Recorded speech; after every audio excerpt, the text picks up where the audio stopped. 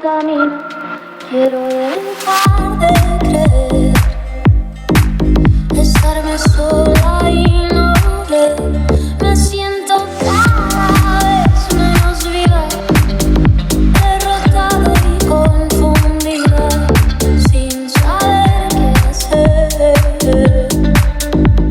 No logro entender que aunque aquí todo está muy bien, mi mente no deja de correr, que todo pasa,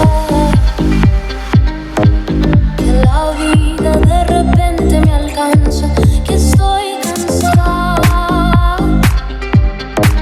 Mi mente necesita de calma, que todo cambia.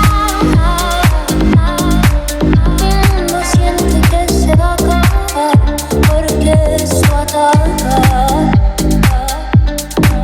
En silencio parezco dudar. La vida es un proceso,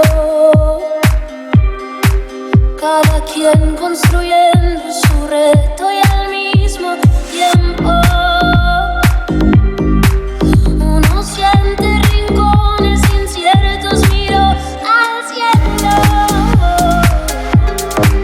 pido al mundo respuestas a esto que me está comiendo,